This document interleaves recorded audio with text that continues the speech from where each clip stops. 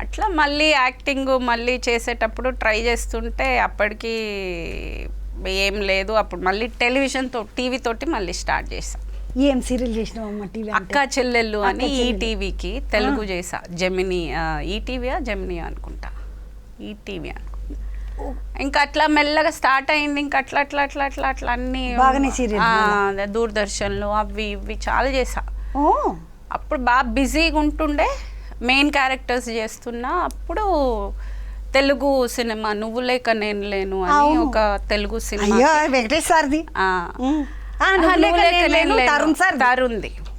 అందులో హీరోయిన్ కి మదరు అడిగినరు. అప్పుడెప్పుడు నేను 24 ఏళ్ళు నాకు. అప్పుడు హీరోయిన్ కి మదరు నేను చేయనా, ఏంది ఇది హీరోయిన్ కి మదర్ ఏంది, నేను మెయిన్ క్యారెక్టర్స్ చేస్తున్నా ఇక్కడేమో సీరియళ్ళల్లో, నేను చెయ్యను అనుకుంటే. అప్పుడు నాతో పాటు శ్రీవిద్య అమ్మ ఉన్నారు కదా, అమ్మ నేను ఈ ఫోన్ మాట్లాడేటప్పుడు ఆవిడ విన్నారు. ఆవిడ చెప్పారు, లేదు నువ్వు చెయ్యి, ఇది మంచి సురేష్ ప్రొడక్షన్స్ అంటే నాకు తెలియదు అప్పుడు, నేను అంతా చెన్నైయే కదా.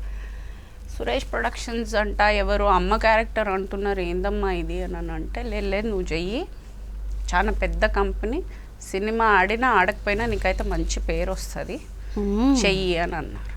నేను చెయ్యను అది ఇది అంటే ఆవిడ నా కోసం చెయ్యి అని. నాకు చాలా ఇష్టం ఉండే అమ్మ అంటే. అప్పుడు చాలా బాగా నన్ను చాలా బాగా చూసుకునేటోళ్ళు ఉన్నప్పుడు.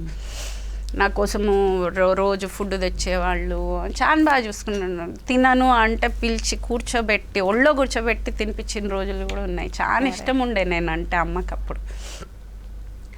సో సరే ఇంకా మాట కాదనలేక సరే అన్నాను, చేశాను. ఈరోజు ఇక్కడ ఉన్నా, లేకపోతే అక్కడనే రిటైర్ అయిపోతుండే, సీరియల్ కాడ ఆగిపోతుంది. దేవుడు మనకి ఏది ఇవ్వాలనో అది ఇస్తాడమ్మా, ఖచ్చితంగా మనం తీసుకుంటా పోతూనే ఉండాలి. అంతే. నువ్వు సినిమాలు చేసుడు కాడనే కాదు ప్రగతి, బంగారం గుంజుకొచ్చేది ఉన్నదా అని ఇటు దిక్కుడు కూడా గుంజండు. మనం అనుకుంటాం అన్ని మనమే చేస్తామని, కానీ స్క్రీన్ ప్లే అంటే దేవుడు రాసుకుంటాడు.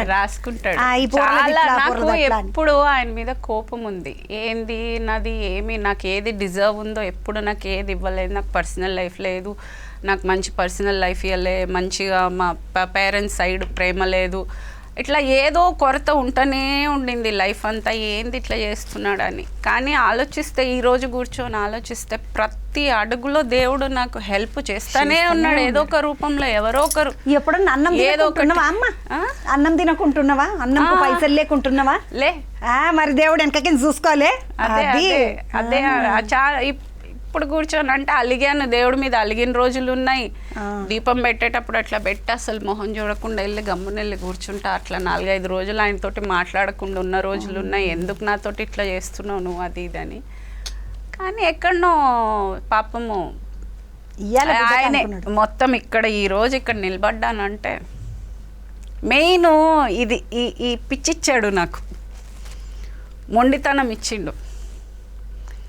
జిద్దు ఏమన్నా సాధించాలని అంటే ఎవరు ఏది చెప్తే దానికి తలకాయ ఇప్పి మంచిది వద్దంటున్నా చెయ్యంతి. నువ్వు వద్దంటున్నావు కదా అమ్మ, నేను చెయ్యంతి. నువ్వు వద్దంటున్నావు కదా నేను పోంతి అని కూర్చుంటే నీకు ఈ రోజు వస్తుండేనా? అదే కదా. మరి ఇప్పుడు మనల్ని అంటారమ్మా చాలా మంది 4 మాటలు అంటారు. అన్నోళ్ళల్లో మనకు అన్నం పెడతారా?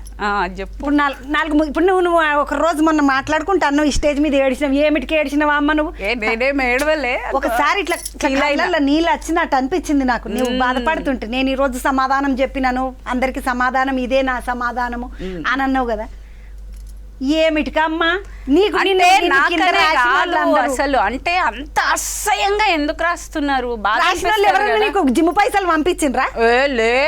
పైసలు తిన నీకు ఇగో గుడాలు తెచ్చుకొని తినమ్మా, మంచి వెజిటేబుల్స్ తినని ఎవరైనా పంపించే వాళ్ళ ఇంట్లో కూడా పెట్టరు వాళ్ళు చక్కగా వాళ్ళ ముఖాలకు. నువ్వు ఏమన్నా అనుకో కానీ ఇప్పుడు ఒక ఆడవిళ్ళని మనం ఎట్లా చూడాలి? మన ఇంట్లో పిల్లల లెక్క చూడాలి. నువ్వు పక్క ఆడవిళ్ళని ఎట్లా చూస్తున్నావో నీ ఇంట్లోని అట్లా కూడా చూస్తావు. నీ ఇంట్లోని ఒక తిరిగా పక్క వాళ్ళని ఒక తిరిగా చూసినావు అంటే నువ్వు సరైన పర్సన్వే కాదు, సరైన మనిషివే కాదు. దృష్టికోణం అర్థమైపోయి మాకీడ కదా.